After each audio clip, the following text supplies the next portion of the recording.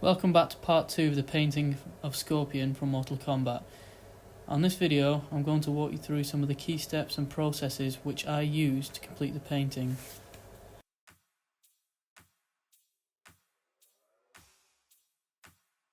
As you can see, I'm adding some highlights to the HUD to create direction of light on the character.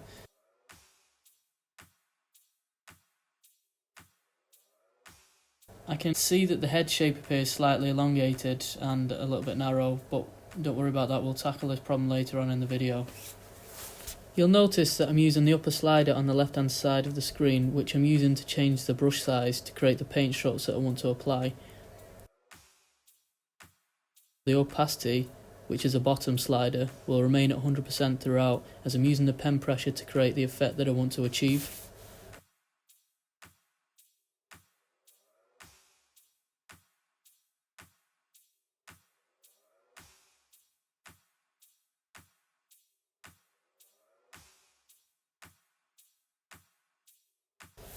As I'm moving down to the quadriceps, I'm making the brush bigger to cover the larger areas of the leg.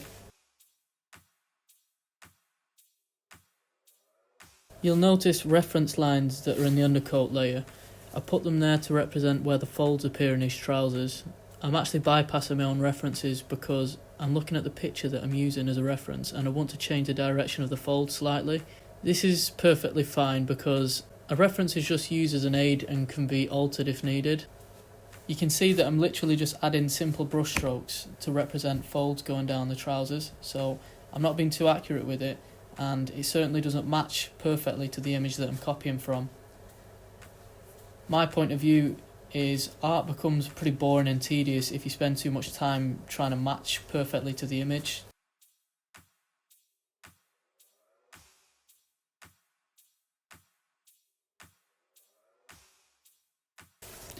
Again, I think it's important to mention that I'm not being too precise with my brush strokes, and instead I'm just gently layering one stroke on top of the other to create the brightness in the colour that I want.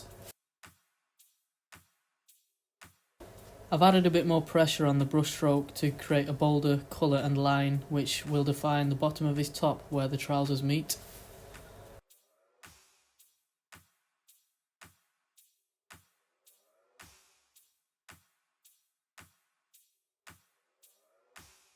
If you are a beginner, a great way to build your confidence and learn to paint like a pro is to trace a reference picture.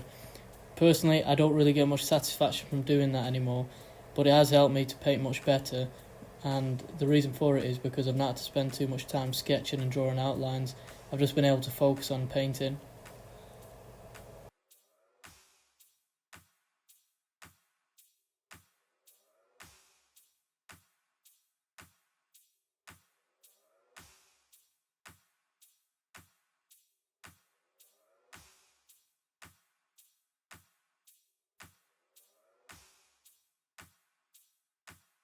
When using clipping masks on Procreate, it's important to merge a layer to the undercoat layer when you're happy with the outcome. This is so that you can add additional layer masks for other areas.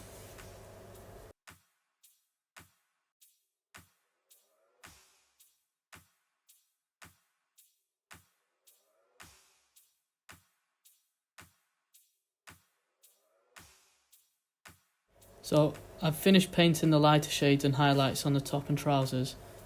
I'm now going to be adding shades of black to create depth where the clothes crease.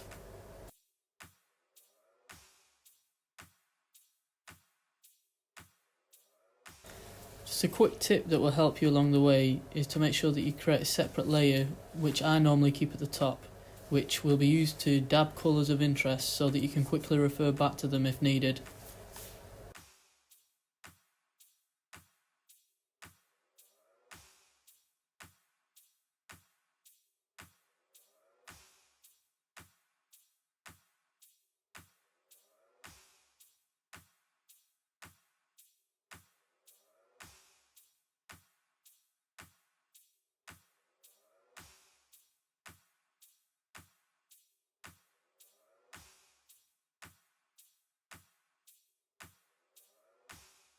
Notice that the combination of lighter and darker colours are creating natural looking curvatures and creases. The wrist pads appear darker than the top and the trousers, so I've gone in with a dark colour to roughly mark out the darker areas.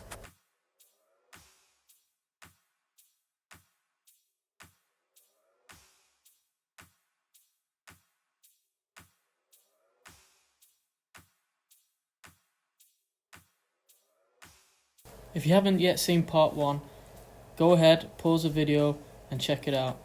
In part 1, I demonstrate how I go about getting a nice outline after sketching the character. For beginners, this should give you some ideas on what you can do to achieve similar results, so it should prove useful. I'll get round to making a video how I organise my brushes, what brushes I use and the brush settings.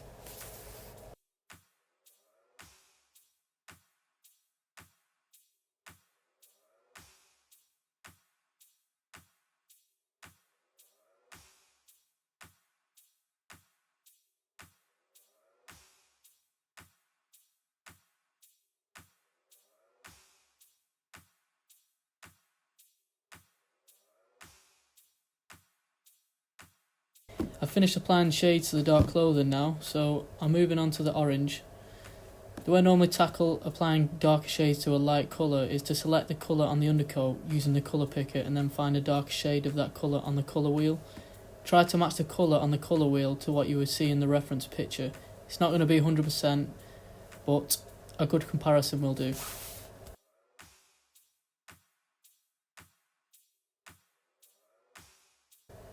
I'm adding bolder lines in the crosshatches because it will reveal depth where the light will create a surface.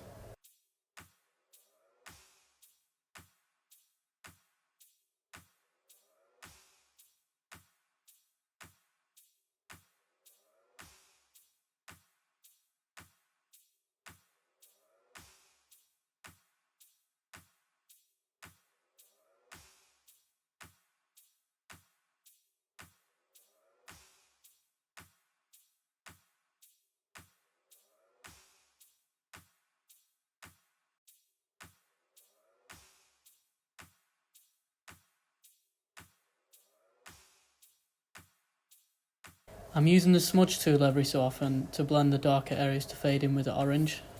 Now I'm applying larger brush strokes to create shape running down the material between his legs. This gives me a better idea of where to paint the light areas.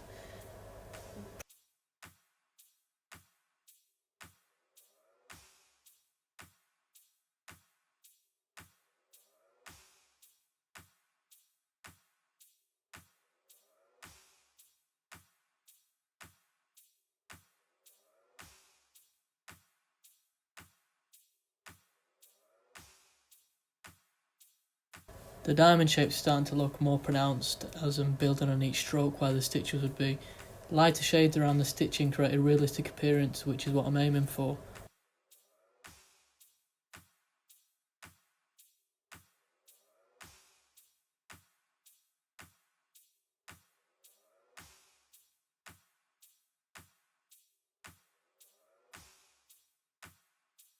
Each stroke at this stage looked fairly messy, but with a combination of complementary colours added, the messy appearance starts to fade.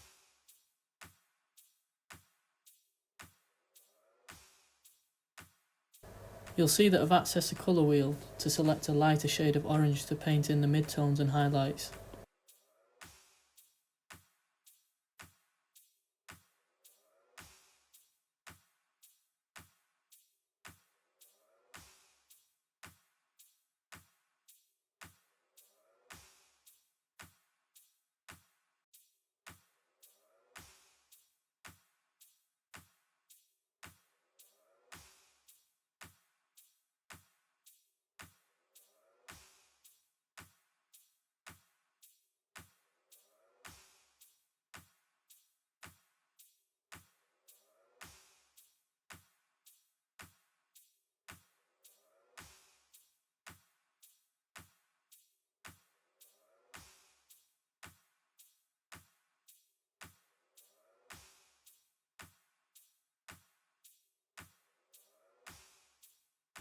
I'll have to apologise because the screen recording of the painting I did of the back of the shoulder pads, it didn't record properly, so I've had to put in a time lapse that has been made by Procreate.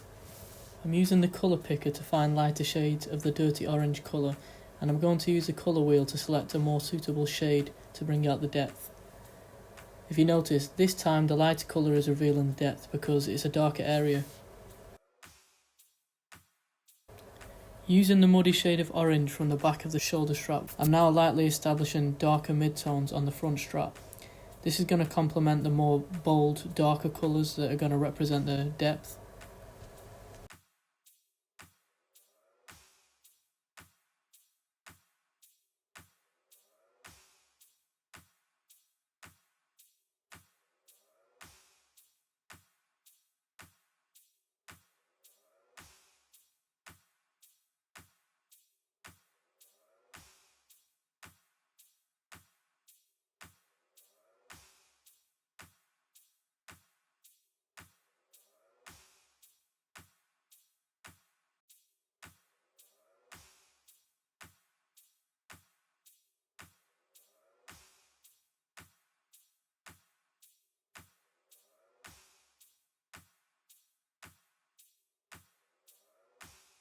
As I'm layering the darker shades, you can start to see the orange areas stand out and actually look like clothing.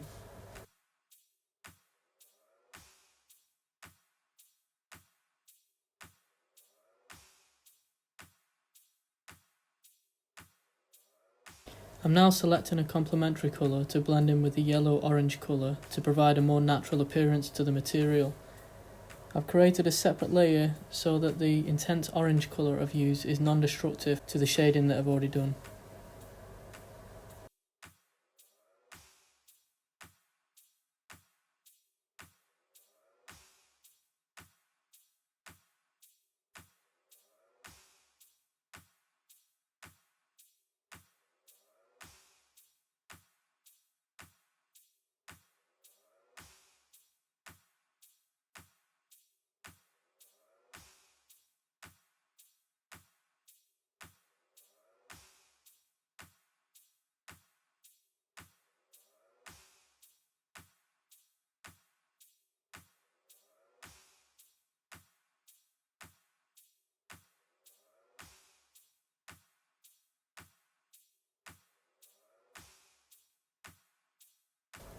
The shin pads are going to be done in very much the same way we've tackled the other orange areas.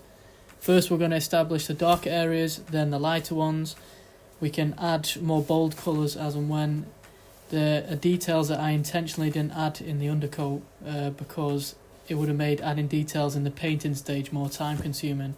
So my approach is to add minimal detail during the undercoat phase. The undercoat layer can and should be edited as and when. Try not to stick to clipping masks entirely because you're going to limit your creative input. Clipping masks should be merged to the undercoat layer when you achieve a satisfactory result, and subsequent layers should be added to change the shape and colours used in the undercoat layer.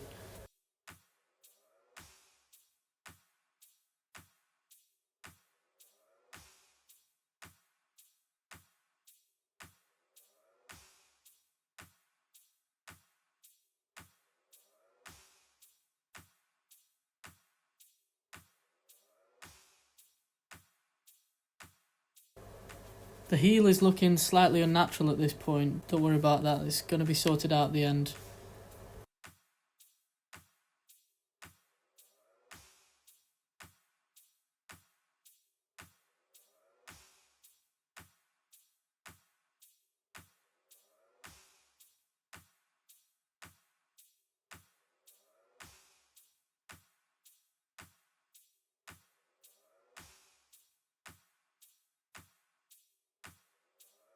If you are finding the video interesting and helpful, please hit the like button and subscribe. Also feel free to leave a comment if there's anything you would like me to cover.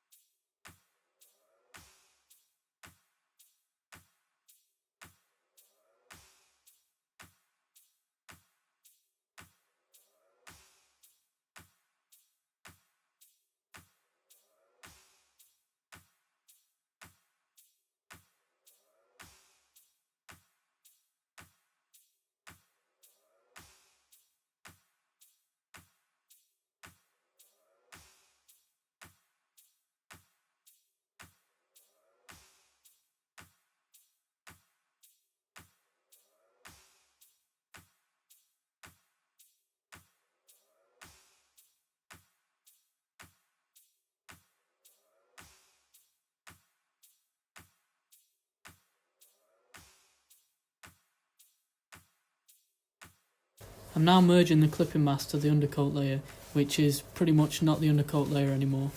I'm creating a new layer to paint the skin so that I can erase blobs of paint that bleed onto the finished areas. So I've started adding a red-pink colour because it goes well with the colour of the undercoat. I'm going to apply this to the darker areas and for areas with mid-tone.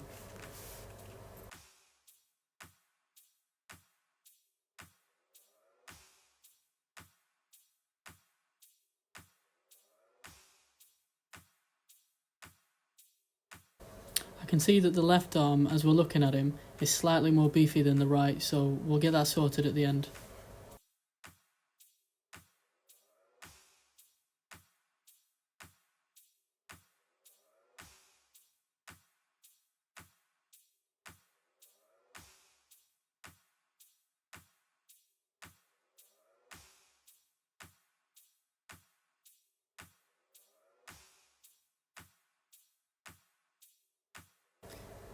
I'm now adding a light pink colour to the lighter areas to pave the way for adding highlights to the surface.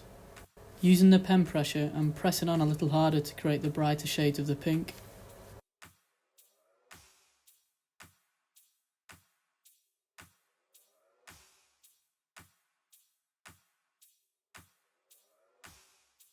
At this point, I'm going to make the left arm, as we see it, thinner. His arm does appear slightly thicker in the reference picture for some reason. Nevertheless, I'll try and keep it looking similar.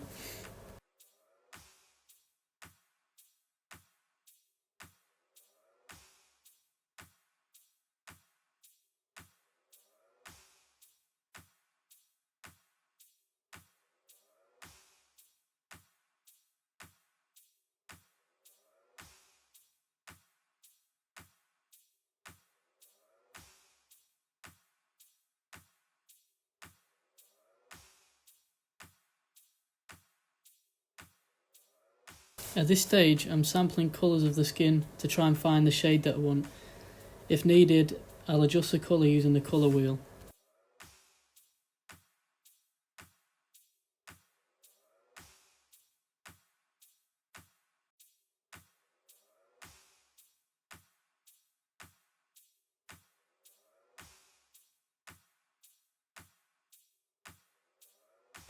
By the way, if anyone's interested in learning what brushes I use and their settings, I'll be doing a separate video on that. Just leave a comment beneath the video.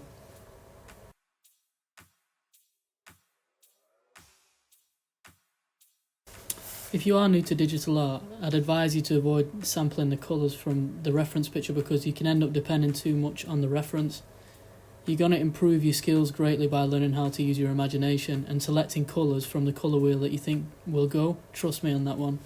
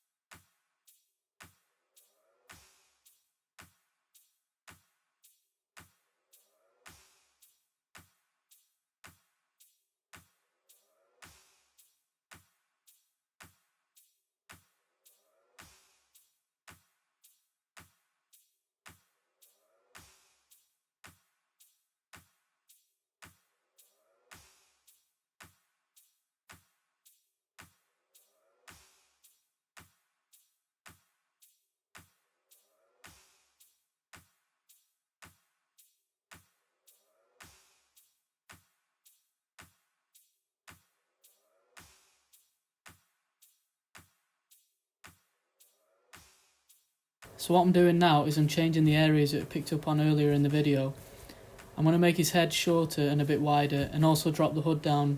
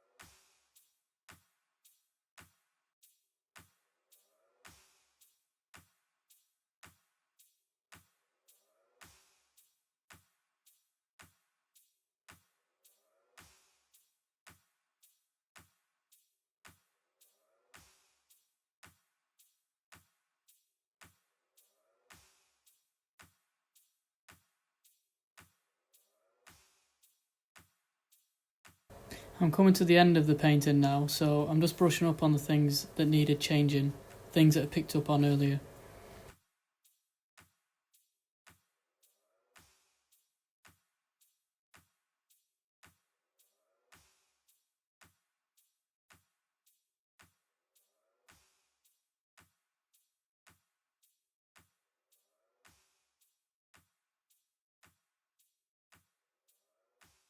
As you can see here, the right foot, as we're looking at it, needs adjustment, so I'm going to make it wider. This is now the end of the video. I hope that it's been valuable to you and helps you become better at painting. If you like the content, please give me a thumbs up and subscribe. Feel free to leave a comment beneath the video. Thanks for watching.